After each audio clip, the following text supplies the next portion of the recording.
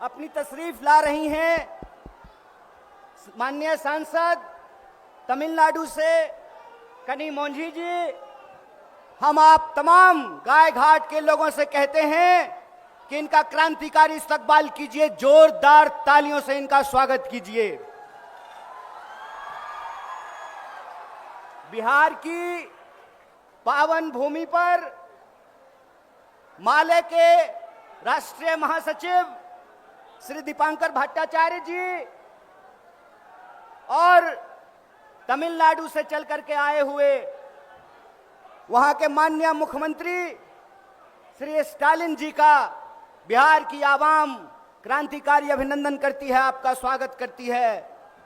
बुद्ध की धरती, गांधी की कर्मभूमि, भगवान महावीर की भूमि, गुरु गोविंद सिंह जी की धरती, स्वतंत्रता आंदोलन, 1857 का विद्रोह और तमाम तरह की क्रांतिकारी आंदोलनों के लिए जाने जाने वाली बिहार की इस आदरणीय पावन भूमि पर बिहार चलकर आए हुए तमाम महानुभावों का बहुत बहुत हार्दिक अभिनंदन है, बहुत बहुत स्वागत है। दोस्तों, आप सब जानते हैं कि यह यात्रा, वोटर अधिकार यात्रा, जो कि सासाराम से चल करके मिथिला की पावन भूमि से होते हुए मुजफ्फरपुर पहुंची है, गाय घाट पहुंची है। हमारे बीच कांग्रेस पार्टी के नेता, लोकसभा में नेता प्रतिपक्ष श्री राहुल गांधी जी आए हुए हैं।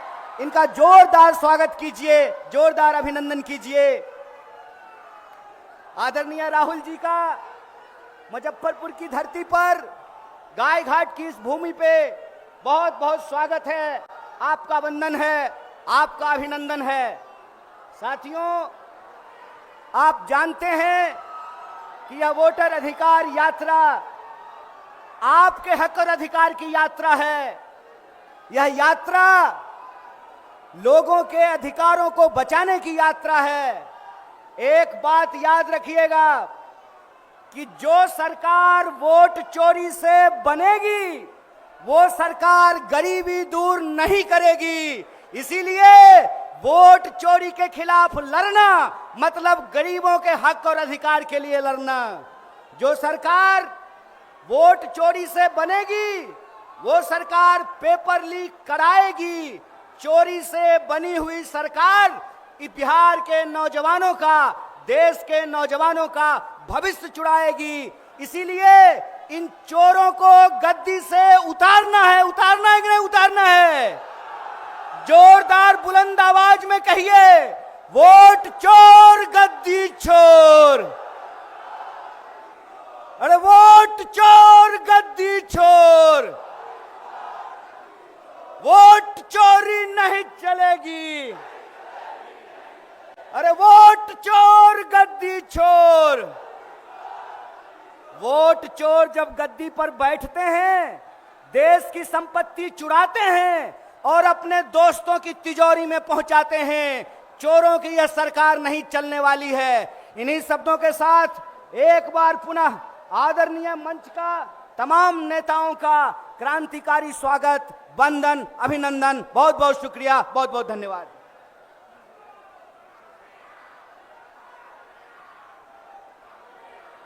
मुजफ्फरपुर की धरती पर जननायक राहुल गांधी जी और एमके स्टालिन साहब मुख्यमंत्री हम सब के बीच में हैं और बिहार के विपक्ष के नेता आदरणीय तेजस्वी यादव जी, मैं आदरणीय राजेश राम जी जो प्रदेश अध्यक्ष हैं कांग्रेस पार्टी के, मैं उनसे निवेदन करूंगा कि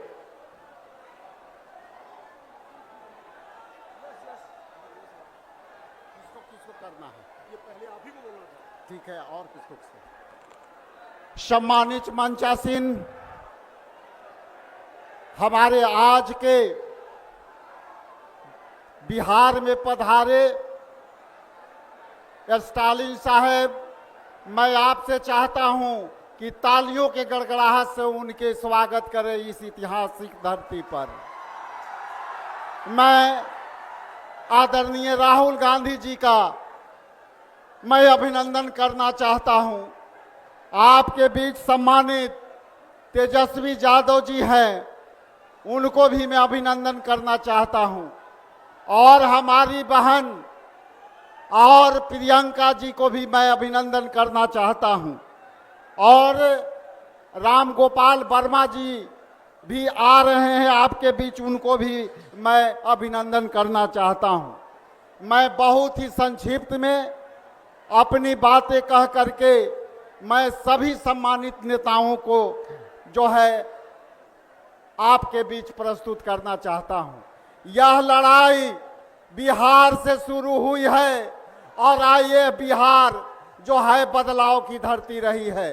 हमारे यहाँ जितना भी नेता उपस्थित हैं वो यही आशा उम्मीद से आपसे रखते हैं कि बिहार में SIR जो वोटर चुराने का काम हुआ है उसको चुराने नहीं देंगे। इन्हीं साथ मैं सम्मानित मुकेश साहनी जी से आग्रह करता हूं कि मंच पर आकर के महती सभा को संबोधित करें। आदरणीय मुकेश साहनी जी।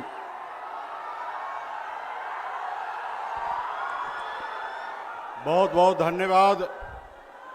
आज मुजफ्फरपुर में अमर शहीद जुब्बा सहनी के धरती पर हमारे आदरणीय नेता राहुल गांधी जी और हमारे तेजस्वी जी और CM MK स्टालिन साहब और तमाम हमारे इंडिया गठबंधन के सभी नेतागण मंच पे उपस्थित हैं। और सामने में हमारे सम्मानित गार्जियन, युवा साथी, माता बहन सभी को सन ऑफ मल्ला मुकेश सहनी की ओर से नमस्कार, प्रणाम।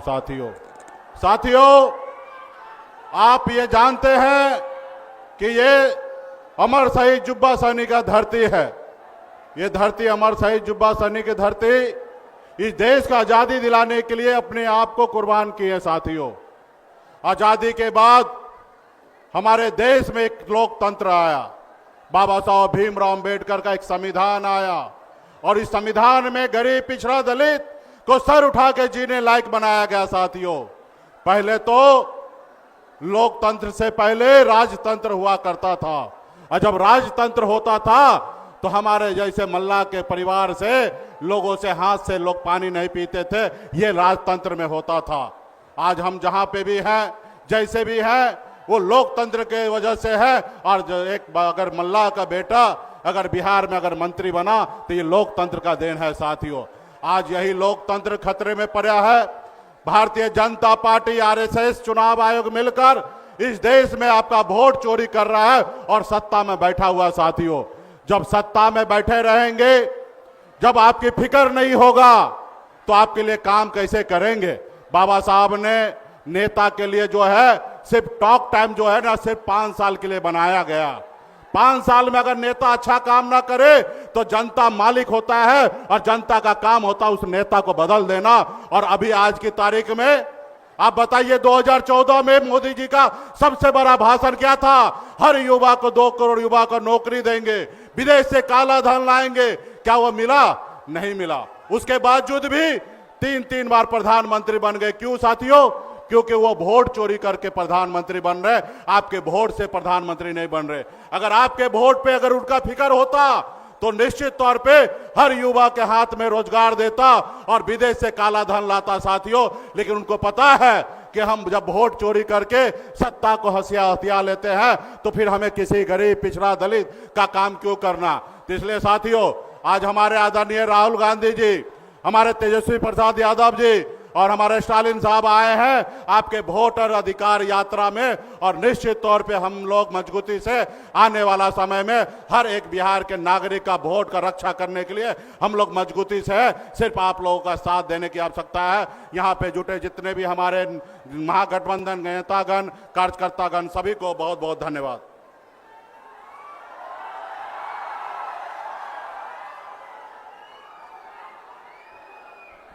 अब मैं सम्मानित दीपांकर भट्टाचार्य जी को आमंत्रित करता हूं कि सभा को संबोधित करें। सम्मानित दीपांकर भट्टाचार्य जी।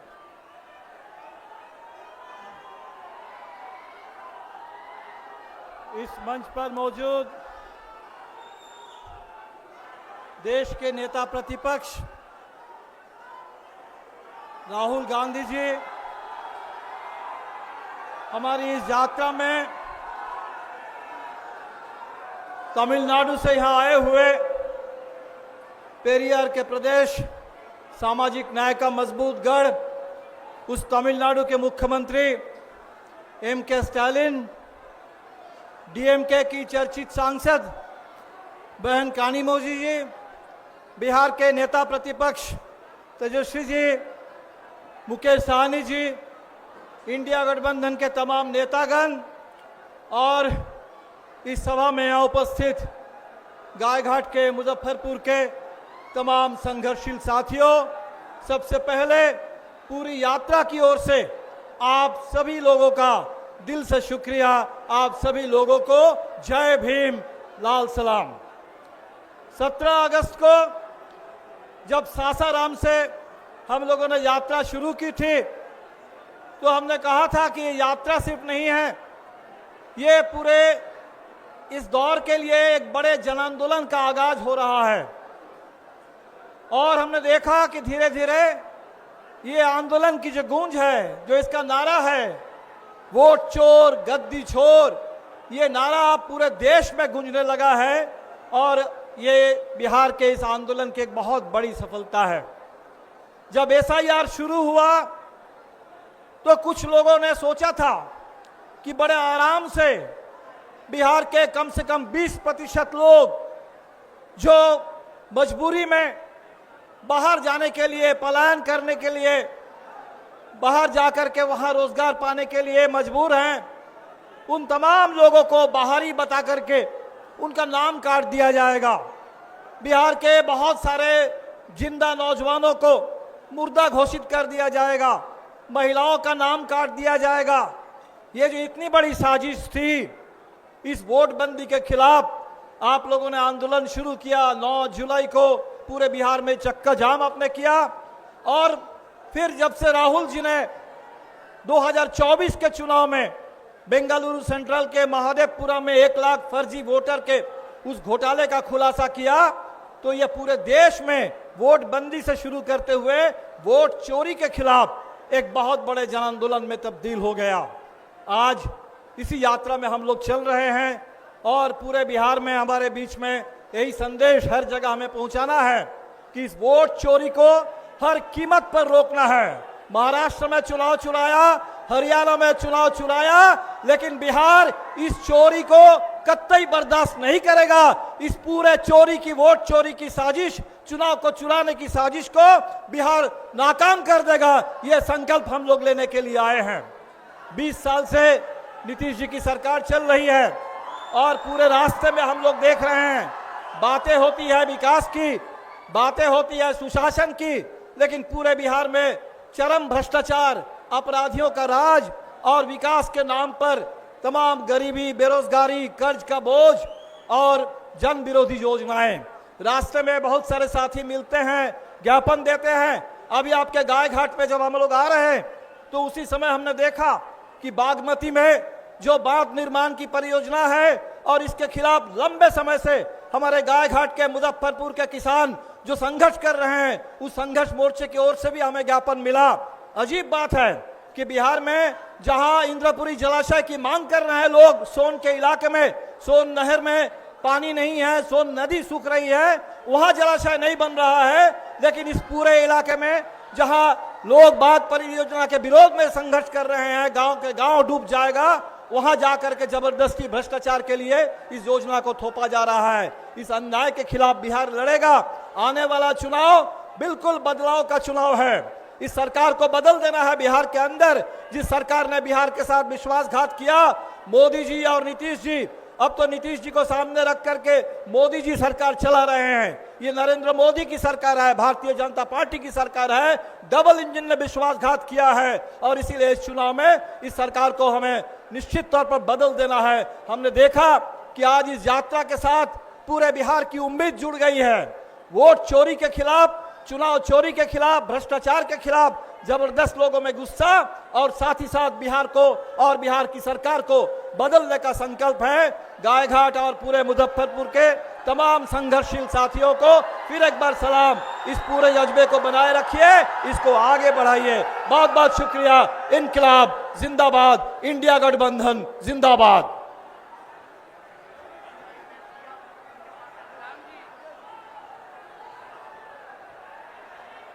अब मैं आपके बीच सम्मानित तेजस्वी प्रसाद यादव जी को आमंत्रित करता हूं कि आपको संबोधित करें।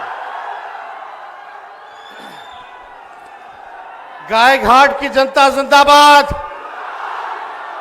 मंच पे आदरणीय राहुल गांधी जी, तमिलनाडु के मुख्यमंत्री एमके स्टालिन साहब, उनके साथ आए कनिमोझी जी, मंच पर उपस्थित दीपांकर जी, मुकेश सहनी जी, पप्पू यादव जी, मनोज झा जी, साहनी साहब, अखिलेश सिंह जी, संजय यादव जी, ललित यादव जी, इसराइल मंसूरी साहब, निरंजन जी और सभी माननीय विधायकगण और कांग्रेस के पीसीसी राजेश राम जी, गायघाट मुजफ्फरपुर से आए हुए सभी लोगों को तेजस्वी प्रणाम सलाम करता है। आप सब लोग इतने बड़े तादाद में वोटर अधिकार यात्रा में पहुंचे हैं। आप लोगों ने हिम्मत जो दी है, आपको तेजस्वी वादा करता है कि सरकार को हम लोग उखाड़ के फेंकेंगे और एक नया सरकार हम लोग बनाने का काम करेंगे, जहां पढ़ाई, दवाई, कमाई, सिंचाई, सुनवाई और कार्रवाई वाली सरकार होनी चाहिए कि नहीं। हमारे चाचा तो अब उनकी स्थिति नहीं रह गई, अचेत अवस्था में हो गए। बिहार अब उनसे संभाला नहीं जा रहा है। अब खटारा सरकार हम लोगों को नहीं चाहिए 20 साल पुरानी। अब तेज रफ्तार से जो विकास करेगा, बिहार को आगे ले जाएगा, जो तरक्की करेगा, वैसी सरकार हम लोगों को लाना है, जो गरीब किसान की बात करे, मजदूर छात्र की बात करे, नौजवान की बात करे, महिला बुजुर्ग, चाहे कोई जात के हो, कोई वर्ग के हो, कोई धर्म के हो, हम लोग सब लोगों को साथ लेकर के चलेंगे। और आप सब लोग जानते हैं इस एनडीए की सरकार में घूसखोरी बढ़ी है कि नहीं बढ़ी है? बढ़ी है। एसआईआर में आप लोगों को आवासीय प्रमाण पत्र बनवाना होता है, जातीय प्रमाण पत्र बनाना होता है, देना पड़ता है कि नहीं देना पड़ता है घूस? अब तक समझिए, जब से एसआईआर की प्रक्रिया चल रही है, आवासीय प्रमाण पत्र, जातीय प्रमाण पत्र बनाने में लगभग 4,000 करोड़ का रिश्वत जो है लिया गया। और ये सब एनडीए के नेताओं के पास जो है ये पैसा पहुंच रहा है। ऐसी भ्रष्ट निकम्मी सरकार, जहां अपराध ही अपराध। बताइए, मुजफ्फरपुर में अपराध बढ़ा है कि नहीं बढ़ा है? कोई माताएं बहनें सुरक्षित हैं? रेप करके फेंक दिया जाता है, अस्पताल में जगह नहीं मिलती है, मृत्यु हो जाती है। ऐसी सरकार आप लोगों को चाहिए क्या? कोई सुनने आया? कोई देखने आया? कहां गए मुख्यमंत्री जी? कहां गए देश के प्रधानमंत्री मोदी जी? खाली जुमला बोलने से होगा? मोदी जी, आप चाहिएगा कि बिहारी लोग का वोटर लिस्ट से नाम हटवा दे, तो ऐसा होने वाला नहीं है। आप लोग इस साजिश का बदला लीजिएगा कि नहीं लीजिएगा? अपने वोटों की हिफाजत कीजिएगा कि नहीं कीजिएगा? सरकार बदलना है। सरकार अगर बदलना है तो जरूरी क्या है? वोट अपना रहेगा तब ना बदलिएगा। जब वोट नहीं रहेगा तो कोई पूछे वाला है? पहले वोटर लिस्ट से नाम काटेगा, फिर राशन कार्ड से नाम काटेगा, उसके बाद पेंशन से नाम काटेगा। ये नकलची सरकार है, नकलची सरकार। जो तेजस्वी कहा वही ये सरकार कर रही है।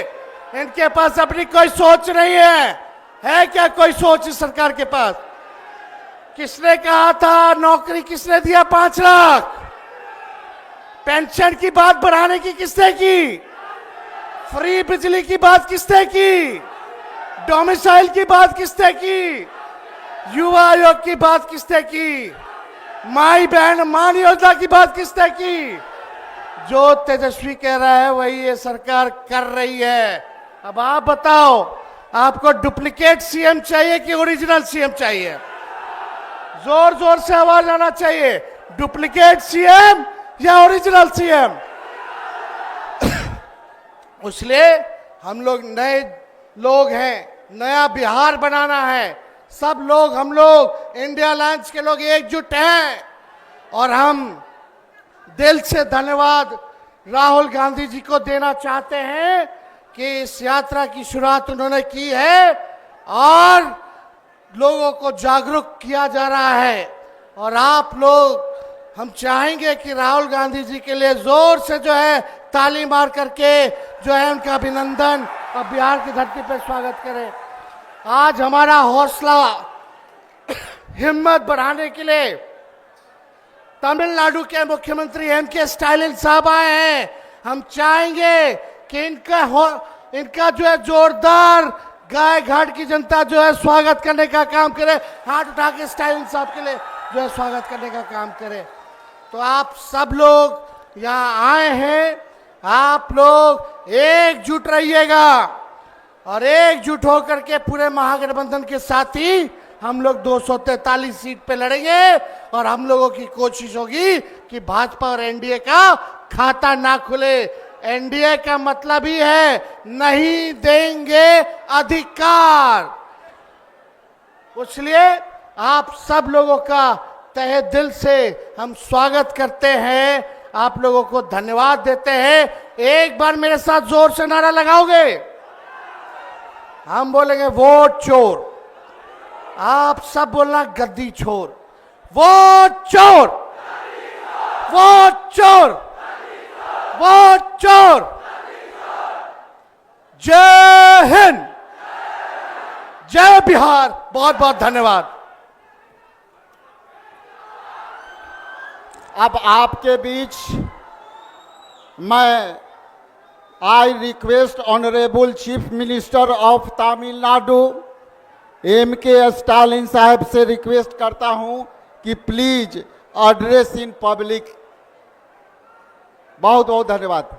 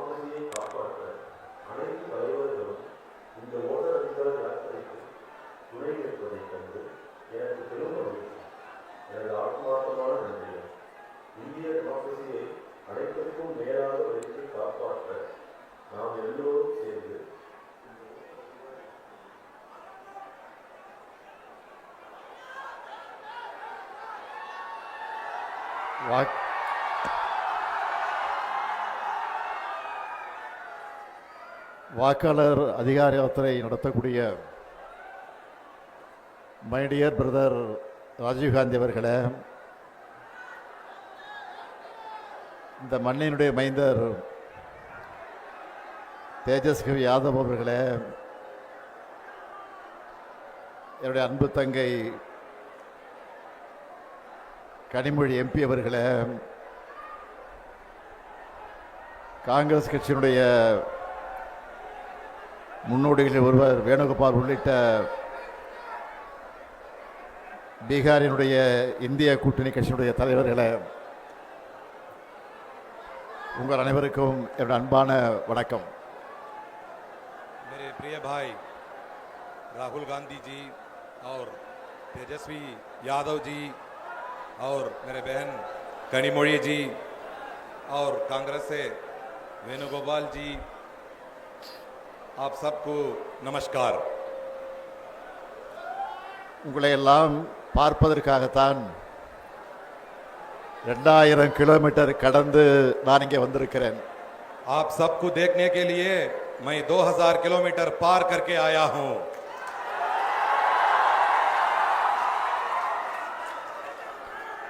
சமூக நீதி, மதச்சார்பின்மை ஆகியவற்றோட அடையாளம் அவர். सामाजिक न्याय और धर्मनिरपेक्षता, यही लालू प्रसाद यादव जी की पहचान है. பீகார் என்றாலே மரியாதைக்குரிய லாலு பிரசாத் யாதவ் அவர்கள்தான் எல்லோருக்கும் நினைவுக்கு வருவார். बिहार के नाम आते ही हमें माननीय लालू प्रसाद यादव जी याद आते हैं. தலைவர் கலைஞர் அவர்களும் லாலு அவர்களும் மிக நெருக்கமான நண்பர்களாக இருந்தார்கள். हमारे नेता कलंजर करुणानिधि जी और लालू जी बहुत घनिष्ठ मित्र रहे. எத்தனையோ வழக்குகள் மிரட்டல்கள் வந்தாலும் பாஜகவுக்கு பயப்படாம அரசியல் செஞ்ச காரணத்தினால இந்தியாவோட மிகப்பெரிய அரசியல் தலைவர்கள் ஒருத்தரா உயர்ந்து நிற்கிறார் லாலு பிரசாத் அவர்கள். कितने ही मुकदमे और धमकियां आई, लेकिन भाजपा से डरे बिना राजनीति करने के कारण लालू प्रसाद जी भारत के सबसे बड़े राजनीतिक नेताओं में एक बनकर खड़े हैं. அவருடைய வழித்தடத்தில் அப்பாவுக்கு தப்பாத பிறந்த பிள்ளையா உழைச்சிக்கிட்டு இருக்கிறார் தேஜஸ்வி அவர்கள். और उनके पक्षिणों पर उनके योगी पुत्र श्री तेजस्वी जी ने संघर्ष कर रहे हैं. கடந்த ஒரு மாத காலமா இந்தியாவை பீகாரை தான் பார்த்துக்கிட்டு இருக்கு. पिछले एक महीने से पूरा भारत केवल बिहार को देख रहा है. இதுதான் பீகார் மக்களுடைய பலம், ராகுல் காந்தியினுடைய பலம், தேஜஸ்வியினுடைய பலம். यही बिहार की ताकत है, यही राहुल गांधी जी की ताकत है, यही तेजस्वी जी की ताकत है. இந்தியாவோட ஜனநாயகத்திற்கு ஆபத்து வரும்போதெல்லாம் அதுக்கான போர்க்குரலை பீகார் எழுப்பியிருக்கு. இதுதான் வரலாறு. जब भी भारत के लोकतंत्र पर खतरा आया, उसका बिगुल बिहार ने ही फूंदा. यही इतिहास है. லோக்நாயக் ஜெயபிரகாஷ் நாராயணன் அவர்கள் ஜனநாயகத்தின் குரலை, சோசலிசத்தின் குரலை எதிரொலித்தார். அதுக்காகத்தான் மக்கள் சக்தியை அவர் திரட்டினார். लोकनायक जयप्रकाश नारायण ने लोकतंत्र की आवाज, समाजवाद की आवाज गुंजाई और जनता की शक्ति को संगठित किया. அந்த பணியைத்தான் அருமை சகோதரர் ராகுல் காந்தி அவர்களும் தம்பி தேஜஸ்வி அவர்களும் இங்க செஞ்சுக்கிட்டு இருக்காங்க. वही कार्य मेरे प्रिय भाई राहुल गांधी जी और छोटे भाई तेजस्वी जी यहां कर रहे हैं. இவங்க போராடலாம் மக்கள் கடல் மாதிரி திரண்டு வராங்க. जहां भी वो जाते हैं वहां जनता सागर की तरह उमड़ आती है. அதுலயும் தேஜஸ்வி அவர்கள் கார் ஓட்ட அதுல ராகுல் காந்தி பயணம் செஞ்ச காட்சியை பார்த்தேன். ஏன் மோட்டார் சைக்கிள் பயணத்தை நான் பார்த்தேன். मैंने वो दृश्य देखा जब तेजस्वी जी गाड़ी चला रहे थे और राहुल गांधी जी उसमें यात्रा कर रहे थे, और क्यों मैं बाइक यात्रा भी मैं नहीं देखी। உங்களுடைய நட்பு அரசியல் மட்டும் கிடையாது, ரெண்டு உடன்பிறப்புகளோட நட்பு. आपकी मित्रता केवल राजनीतिक मित्रता नहीं है, ये दो भाइयों की दोस्ती है। ஜனநாயகத்தை காக்க மக்கள் நலனுக்காக நீங்க ஒன்னு சேர்ந்திருக்கீங்க. जनता की कल्याण और लोकतंत्र की रक्षा के लिए आप एकजुट हुए हैं। பீகார் எலெக்ஷன்ல உங்களுக்கு வெற்றியை பெற்றுத்தர போறது இந்த நட்பு தான். यही मित्रता आपको बिहार चुनाव में जीत दिलाने वाली है। பாஜகவோட துரோக அரசியல் தோற்க போகுது. தேர்தலுக்கு முன்னாடியே உங்களுடைய வெற்றி உறுதியாயிடுச்சு. भाजपा की विश्वासघाती राजनीति हारने वाली है। चुनाव से पहले ही आपकी जीत पक्की हो गई है। அதனாலதான் இந்த வெற்றியை தடுக்க பார்க்கறாங்க. इसीलिए वो इस जीत को रोकने चाहते हैं। நியாயமா முறைப்படி வாக்குப்பதிவு நடந்தா பாஜக கூட்டணி தோத்துடும்னு மக்களான உங்களை வாக்களிக்க விடாம தடுக்கிறாங்க. अगर निष्पक्ष और सही तरीके से मतदान हुआ तो भाजपा गठबंधन हार जाएगा। इसलिए जनता को मतदान से रोकने का षड्यंत्र रचा जा रहा है। தேர்தல் ஆணையத்தை கீ கொடுத்தா ஆடுற பொம்மையா மாத்திட்டாங்க. चुनाव आयोग को वो रिमोट से चलने वाली कठपुतली बना चुके हैं। 65 லட்சம் பீகார் மக்களை வாக்காளர் பட்டியலிருந்து நீக்கினது ஜனநாயக படுகொலை. 65 लाख बिहार वासियों को मतदाता सूची से हटाना लोकतंत्र की हत्या है। சொந்த மண்ணில் பிறந்து வாழ்ந்த மக்களை வாக்காளர் பட்டியலிருந்து நீக்கிறதை விட பயங்கரவாதம் இருக்க முடியுமா? अपने ही जन्मभूमि में जहां लोग रहते हैं उन्हें मतदाता सूची से हटाना क्या ये आतंकवाद से भी खतरनाक नहीं है? எல்லா அடையாள அட்டைகளை வச்சிருந்தாலும் அவங்கள அட்ரஸ் இல்லாதவங்க போல ஆக்குறது அழித்தொழிப்பு தானே. सभी पहचान पत्र होने के बावजूद उन्हें पता नहीं है ऐसा दिखाना क्या ये विनाश नहीं है? சகோதரர்கள் ராகுலும் தேஜஸ்வியும் பெறப்போற வெற்றியை தடுக்க முடியாத பாஜக கொல்லைப்புற வழியா இந்த வேலையை பார்க்குது. मेरे भाइयों, राहुल जी और तेजस्वी जी की जीत को रोक ना पाने वाली भाजपा अब गुप्त रास्तों से ये काम कर रही है। இதுக்கு எதிராக என்னோட சகோதரர்கள் முன்னெடுத்துள்ள இந்த போராட்டத்தை வாழ்த்துறதுக்காகத்தான் நான் இங்க வந்திருக்கிறேன். इसी अन्याय के खिलाफ मेरे भाइयों ने जो आंदोलन छेड़ा है उसे समर्थन देने के लिए मैं तमिलनाडु से आया हूं। அதுலயும் குறிப்பா ராகுல் காந்தி அவர்கள் தேர்தல் ஆணையத்தோட வாக்கு திருட்டு மோசடிகளையும் அம்பலப்படுத்திட்டு இருக்கார். இதுக்கு தேர்தல் ஆணையத்தால முறையான ஒரு பதிலை கூட சொல்ல முடியல. विशेषकर राहुल गांधी जी ने चुनाव आयोग की धांधलियों और वोट चोरी को उजागर किया है, ஆனா इसका जवाब तक चुनाव आयोग नहीं दे पाया। ஆனா ராகுல் காந்தி அவர்கள் உறுதிமொழி பத்திரம் தாக்கல் செய்யணும், மன்னிப்பு கேட்கணும்னு தலைமை தேர்தல் ஆணையர் ஞானேஷ்குமார் சொல்லுகிறார். लेकिन मुख्य चुनाव आयुक्त ज्ञानेश कुमार कहते हैं कि राहुल गांधी जी को शपथ पत्र दाखिल करना चाहिए, माफी मांगनी चाहिए। இந்த மிரட்டலுக்கெல்லாம் ராகுல் காந்தி பயப்படுவாரா? क्या राहुल गांधी ऐसा डरने वाले हैं? ராகுல் காந்தியோட வார்த்தைகள்லையும் கண்கள்லையும் எப்பவும் பயம் இருக்காது. राहुल गांधी जी की आंखों में और शब्दों में कभी डर नहीं होता। ராகுல் காந்தி அவர்களை பொறுத்த வரைக்கும் சும்மா அரசியலுக்காக மேடைகளுக்காக பேசுறவர் கிடையாது. தான் பேசுற ஒவ்வொரு வார்த்தையும் மிகுந்த கவனத்தோடு பேசுறவர் அவர். वो केवल राजनीति या मंच के लिए नहीं बोलते, जो भी कहते हैं बहुत सोच समझकर कहते हैं. இப்போ ஏன் பாஜக அவர் மேல பாயிறாங்கன்னா, आज भाजपा उन पर इसलिए टूट पड़ी है, பாஜக தேர்தலை எப்படி கேலி கூத்தாக்கிடுச்சுன்னு ராகுல் காந்தி வெளிச்சம் போட்டு காட்டிட்டார். அந்த ஆத்திரத்தில் பாஜக அவர் மேல பாயிறாங்க.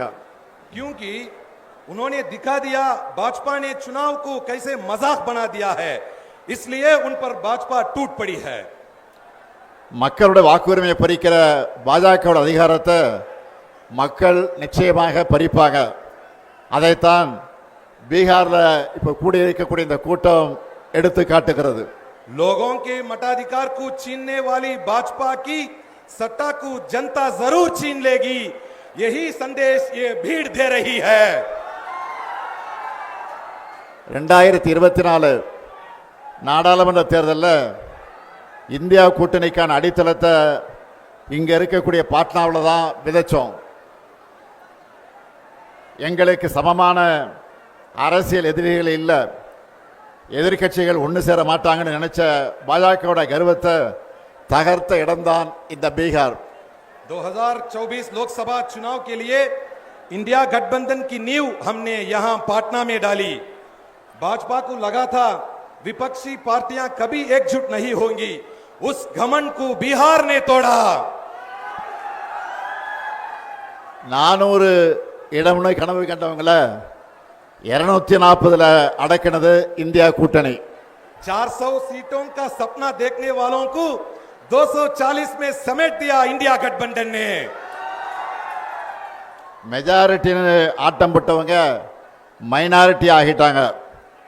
மக்கள் சக்திக்கு முன்னாடி எப்படிப்பட்ட சர்வாதிகாரியை மண்டியிட்டு தான் ஆகணும்னு மீண்டும் பீகார் நிரூபிக்கணும். बहुमत के डिंडोरा पीटने वाले अल्पमत में बदल गए. जनता की ताकत के आगे हर तानाशाह को झुकना ही पड़ता है. ये फिर एक बार बिहार साबित करना है. அருமை சகோதரர் ராகுல் காந்தி அவர்களே, நீங்கள் இன்னைக்கு இந்தியாவுக்கான வழக்கறிஞரா இருக்கீங்க. मेरे प्रिय भाई राहुल गांधी जी आज अब भारत के वकील हैं. உங்களால இந்திய மக்களுக்கு நீதி கிடைக்கும், இந்தியாவில் ஜனநாயகம் தழைக்கும். आपके कारण भारत के लोगों को न्याय मिलेगा, भारत में लोकतंत्र फूले फलेगा. மக்கள் சக்திக்கு இணையானது எதுவும் இல்லைன்னு சகோதரர் தேஜஸ்வி காட்டிக்கிட்டு இருக்கார். मेरे भाई तेजस्वी ने दिखा दिया है कि जनता की ताकत से बड़ा कुछ नहीं है. நீங்க 2 பேரும் பீகார்ல பெறப்போற வெற்றி தான் இந்தியா கூட்டணியோட அடுத்தடுத்த வெற்றிகளுக்கு அடித்தளமாக அமைய போகிறது.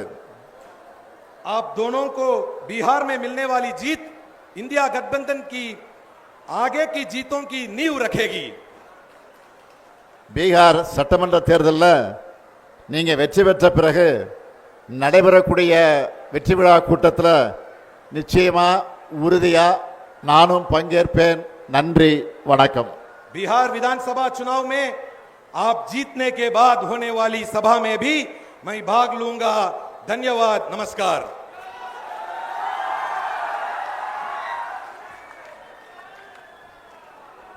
Thank you so much MK Stalin साहब. अब मैं आपके बीच सम्मानित सामाजिक न्याय के योद्धा एवं पूरे देश में SIR के मुद्दे पर इलेक्शन कमीशन के नाक तले चने दबाना हम आदरणीय राहुल गांधी जी को आग्रह करते हैं कि आपको संबोधित करें. आदरणीय राहुल गांधी जी.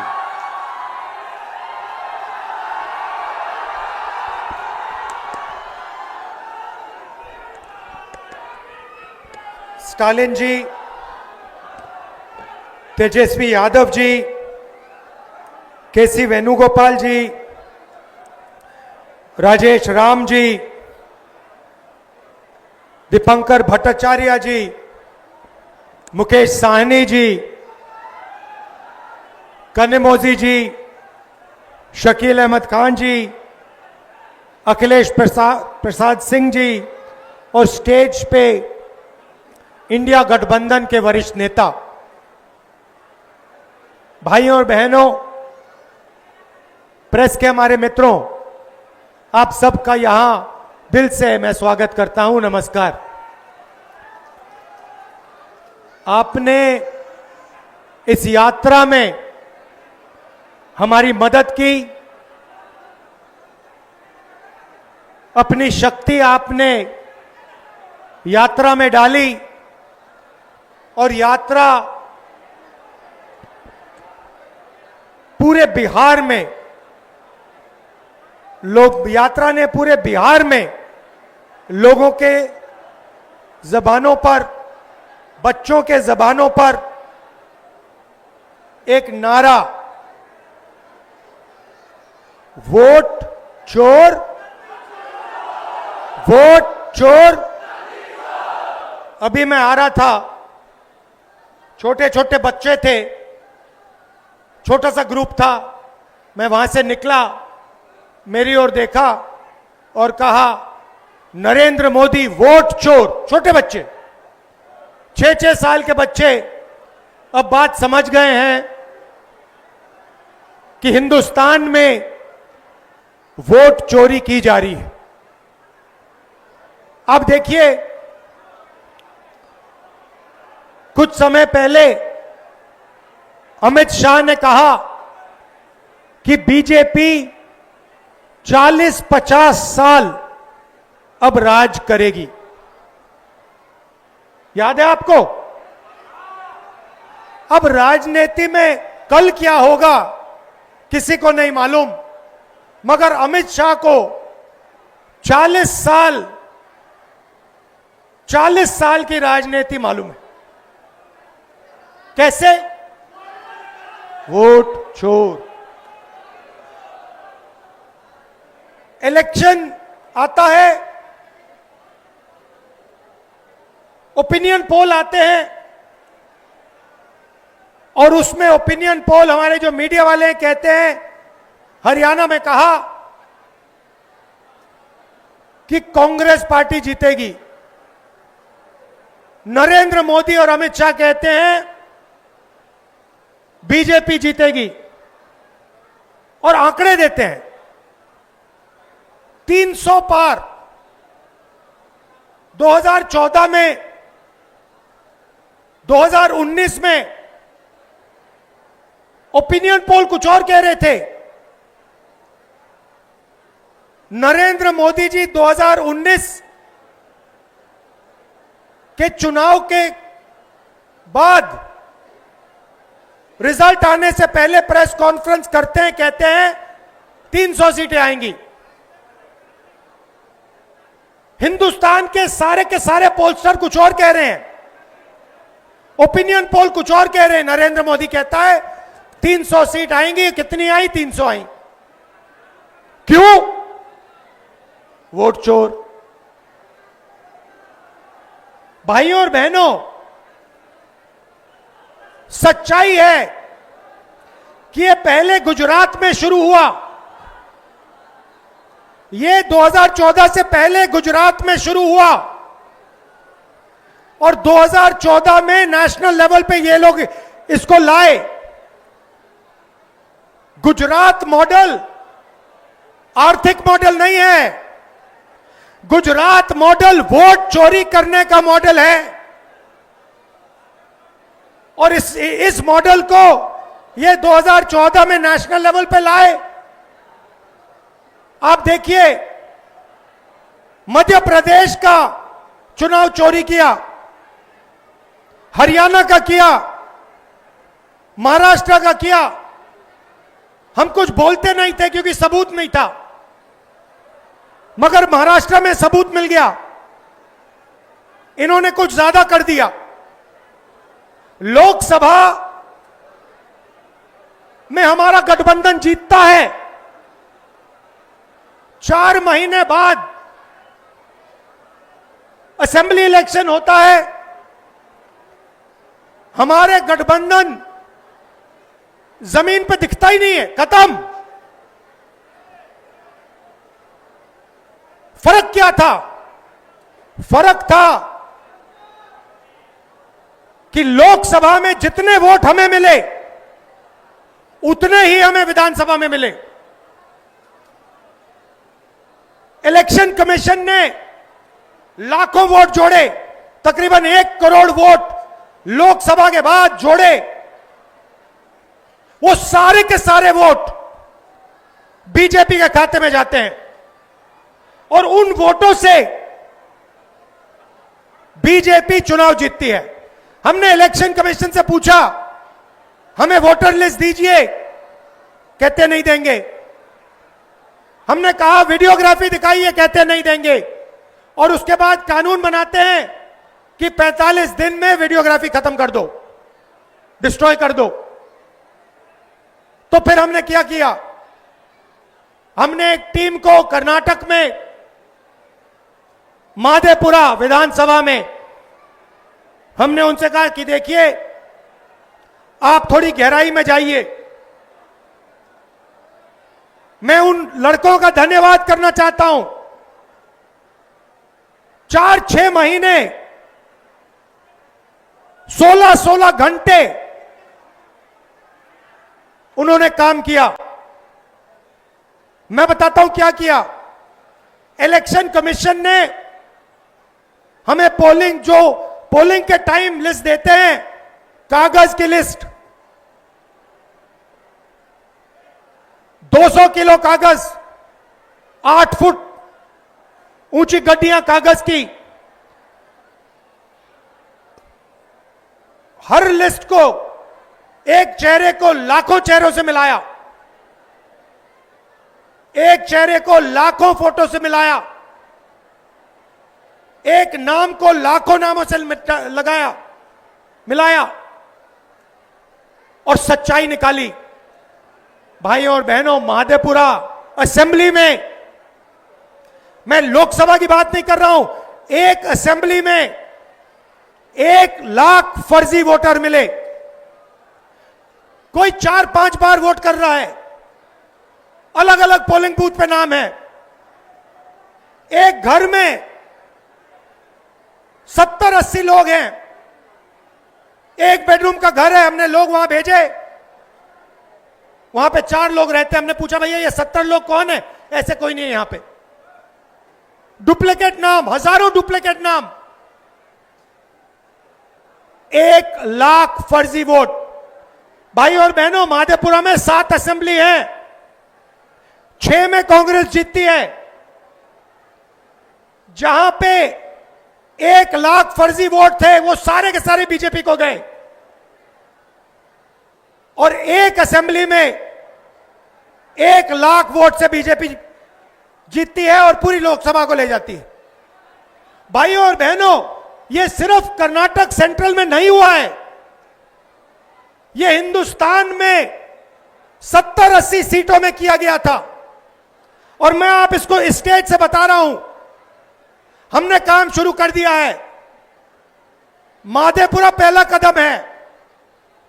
हम आपको दिखाएंगे कि असेंबली इलेक्शन चोरी किए जा रहे हैं, हरियाणा चोरी किया गया, महाराष्ट्र चोरी किया गया, लोकसभा चोरी की गई। हम दिखाएंगे आपको सबूत के साथ, जैसे हमने माधेपुरा में दिखाया, सबूत के साथ हम आपको दिखाएंगे।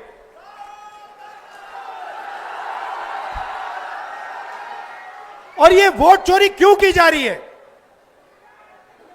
आप देखिए, ये संविधान जो है, ये अंबेडकर जी का संविधान है। ये अंबेडकर जी का संविधान है, ये हमारे लिए पवित्र किताब है।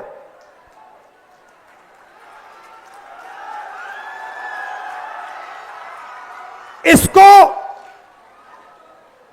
दुनिया की कोई शक्ति नहीं छू सकती है। इसमें लिखा है हिंदुस्तान में एक व्यक्ति को 1 वोट मिलेगा। इसमें कहीं नहीं लिखा कि एक व्यक्ति को 2 वोट मिलने चाहिए, 3 मिलने चाहिए, 5 मिलने चाहिए और दूसरे को वोट मिलना ही नहीं चाहिए। मैं इलेक्शन कमीशन से पूछता हूं, इसमें लिखा है कि एक व्यक्ति को 1 वोट मिलेगा। आपने 65 लाख वोट बिहार में क्यों काटे? आप संविधान पर आक्रमण कर रहे हो। बिहार में हजारों लोग हमसे मिले, हजारों लोग मिले, कहते हैं भैया हमने तो वोट किया, 3-4 बार वोट किया, हमारे पास सारी की सारी आईडी है, हमारा वोट काट दिया। हजारों लोग से मैं मिला हूं यहां पे, जिंदा लोगों को मार दिया। और आप देखिए किसको मार रहे हैं, आप देखिए किसका वोट कट रहा है। मैं आपको बताता हूं, दलितों का वोट कट रहा है, पिछड़ों का वोट कट रहा है, ईबीसी का वोट कट रहा है, अल्पसंख्यकों का वोट कट रहा है। मतलब हिंदुस्तान के गरीब लोगों का वोट कट रहा है। अंबानी का नहीं कट रहा, अदानी का नहीं कट रहा, हिंदुस्तान के गरीब लोगों का वोट कट रहा है, क्योंकि वो नहीं चाहते कि आपकी आवाज सुनाई दे। वो नहीं चाहते कि आप अपनी जमीन की रक्षा कर पाओ। वो नहीं चाहते कि आप पेपर लीक के सामने खड़े हो पाओ।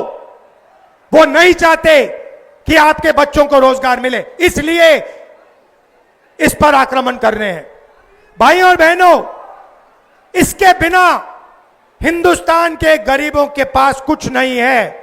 जो अधिकार आपको मिले हैं वो इस किताब से मिलते हैं, और ये कोई नई किताब नहीं है, इसमें सोच जो है हजारों साल पुरानी है। यहां पे स्टालिन जी आए, इसमें पेरियार जी की सोच है। यहां पे वेणुगोपाल जी बैठे हैं, इसमें नारायण गुरु जी की सोच है। इसमें अंबेडकर जी की सोच है, इसमें फूले जी की सोच है, इसमें गांधी जी की सोच है, इसमें भगवान बुद्ध की सोच है, इसमें कबीर की सोच है। यह हमारी आत्मा की किताब है। और मैं बता रहा हूं, अगर वोट चोरों ने यह सोच रखा है कि ये भारत माता की आत्मा को चोट पहुंचाएंगे, तो ये इस देश को, इस देश के जनता को, इस देश के युवाओं को नहीं समझे हैं। भाइयों और बहनों, मैं आपको गारंटी देके कह रहा हूं, और अच्छी तरह सुनिए, नरेंद्र मोदी वोट चोरी करके चुनाव जीतता है। नरेंद्र मोदी वोट चोरी करके, वोट कटवा के, वोट बढ़ा के चुनाव जीतता है। और नरेंद्र मोदी और अमित शाह की मदद हिंदुस्तान का इलेक्शन कमीशन करता है।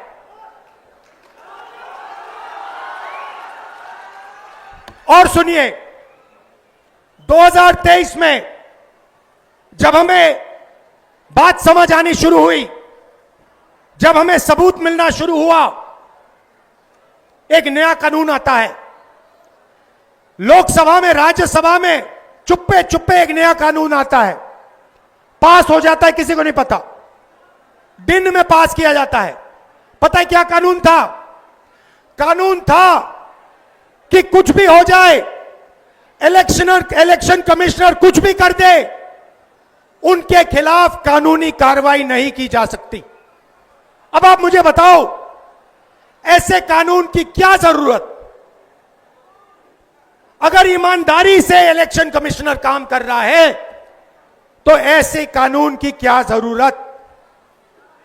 भाइयों और बहनों, किसान को पीटकर जेल में डाल देते हैं, मजदूर को 2 जूते मारकर जेल में डाल देते हैं, युवा पेपर लीक के बारे में धरना देता है, लाठीचार्ज होता है, अंदर कर देते हैं, एफआईआर लग जाते हैं, मगर हिंदुस्तान के इलेक्शन कमिश्नर के खिलाफ कोई एफआईआर नहीं कर सकता है, कोई कानून नहीं एक्शन ले सकता है। क्यों? इसका एक ही कारण है, ये लोग नरेंद्र मोदी की वोट चोरी में मदद कर रहे हैं। और वोट चोरी हिंदुस्तान के ईबीसी, दलित, ओबीसी, अल्पसंख्यक और गरीब जनरल कास्ट के खिलाफ आक्रमण है। यह आपको खत्म करने का तरीका है। ये यहां नहीं रुकेंगे। आप ये मत सोचो कि भैया वोट ले लिया तो क्या हुआ, इसके बाद राशन कार्ड जाएगा, उसके बाद जमीन जाएगी। और जो आजादी से पहले समय था, जहां आपका अपमान किया जाता था, आपको कोई अपॉर्चुनिटी नहीं मिलती थी, आपको शिक्षा नहीं दी जाती थी, आपके माता पिता, उनसे पूछिए आजादी से पहले क्या होता था। जो राजा चाहता था कर लेता था, जो भी मन में आता था वो कर लेता था, जमीन अच्छी लगी जमीन ले लेता था।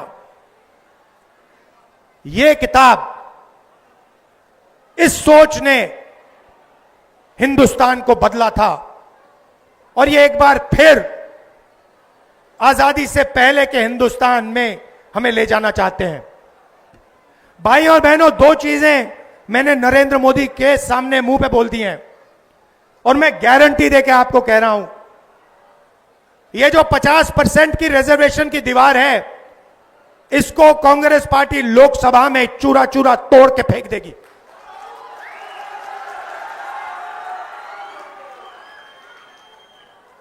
इसका चूरा बना के हम परे कर देंगे। भाई और बहनों, कॉर्पोरेट इंडिया देखिए, मीडिया देखिए। मैं आपसे पूछना चाहता हूं, हिंदुस्तान के बड़े बड़े एंकर्स हैं, टीवी पे आते हैं, आप इन सबको जानते हो। मुझे इनमें से एक ओबीसी, एक ईबीसी, एक दलित नाम बता दो। मुझे एक नाम बताओ, मीडिया में दलित नाम बताओ, ओबीसी नाम बताओ, ईबीसी नाम बताओ, कहां है? आदिवासी नाम बताओ, कहां है? एक भी नहीं है। और ये नैरेटिव बनाते हैं। आप देखना, यहां पे करोड़ों लोग आए हैं यात्रा में, मीडिया कुछ नहीं दिखाता, कुछ नहीं दिखाता। ट्रंप ने आज कहा, सुनिए, ट्रंप ने आज कहा कि जब हिंदुस्तान पाकिस्तान का युद्ध हो रहा था, मैंने फोन उठाया और नरेंद्र मोदी से कहा कि सुन, ये जो तू कर रहा है इसको 24 घंटे के अंदर बंद कर। और नरेंद्र मोदी ने 24 घंटे में नहीं, 5 घंटे में सारा का सारा रोक दिया। मीडिया नहीं कहेगी भाइयों बहनों, मीडिया नरेंद्र मोदी की है, मीडिया अंबानी की है, मीडिया अदानी की है, मीडिया हमारी नहीं है, तेजस्वी की नहीं है, स्टालिन जी की नहीं है, आदिवासियों की, दलितों की, पिछड़ों की, ईबीसी की नहीं है। मीडिया छोड़िए, कॉर्पोरेट इंडिया देखते हैं। अदानी, अंबानी, टाटा, बिरला, मुझे बताओ इनमें से ईबीसी कौन है, दलित कौन है, आदिवासी कौन है, पिछड़ा कौन है? नाम बताओ। एक नाम नहीं मिलेगा। जुडिशरी में देखो, आदिवासी नाम, दलित नाम, पिछड़ों का नाम बता दो, एक नहीं मिलेगा। प्राइवेट अस्पतालों की मालिक की लिस्ट निकालो, वहां नहीं मिलेगा। शिक्षा की संस्था, यूनिवर्सिटी, कॉलेजेस, इनकी लिस्ट निकालो, वहां नहीं मिलेगा। आप हो ही नहीं कहीं। 90% हिंदुस्तान कहीं है ही नहीं। इसीलिए ये वोट चोरी कर रहे हैं, क्योंकि ये जानते हैं जिस दिन आपकी आवाज ठीक से सुनाई दे गई, उस दिन हिंदुस्तान बिल्कुल बदल जाएगा। इसीलिए दूसरी बात मैंने नरेंद्र मोदी से कही, सामने जाति जनगणना हिंदुस्तान में होगा, दूध का दूध, पानी का पानी होगा।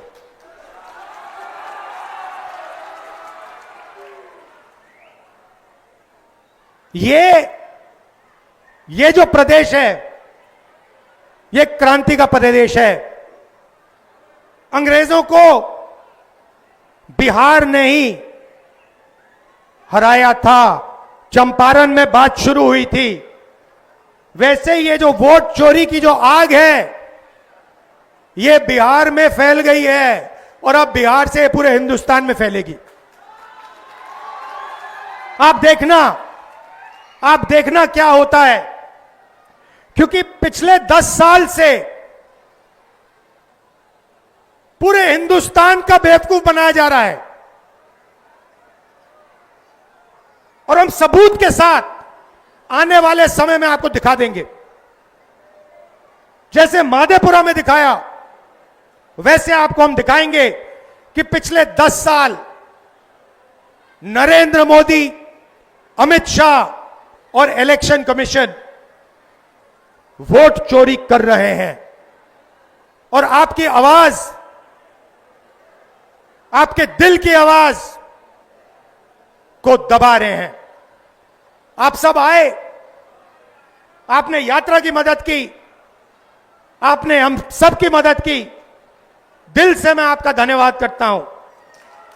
आपके बिना, आपकी शक्ति के बिना यह यात्रा शुरू भी नहीं होती। यह यात्रा हमारी नहीं है। आप यह मत सोचो कि यात्रा तेजस्वी जी, भट्टाचार्य जी, साहनी जी, राहुल गांधी हम कर रहे हैं। नहीं, यात्रा आपकी है, आपकी आवाज है यात्रा में। हम आपकी आवाज के साथ खड़े हैं, मगर शक्ति आप में है, ज्ञान आप में है और आप में देश को बदलने की ताकत है।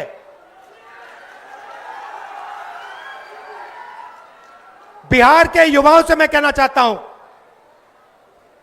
नरेंद्र मोदी जी ने, अमित शाह ने, अंबानी और अदानी ने आपके हाथ से आपका रोजगार छीना है, आपके हाथ से आपका भविष्य छीना है।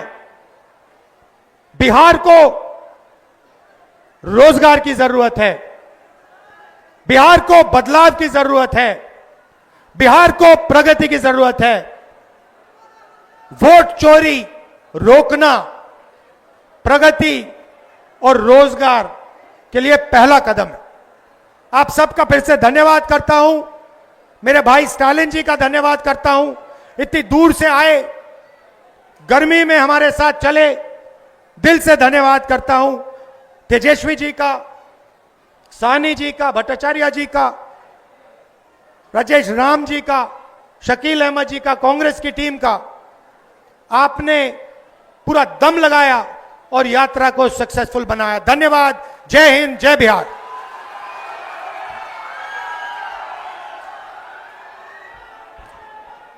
बहुत धन्यवाद हम केसी वेणुगोपाल जी को भी करना चाहते हैं कि आपने यात्रा को बहुत मजबूती दी और तमिलनाडु से आई कानी मोझी जी जो इस वहाँ के सांसद हैं, उन्होंने इस यात्रा को ताकत दी। मैं उनको भी आभार प्रकट करता हूँ, धन्यवाद देता हूँ।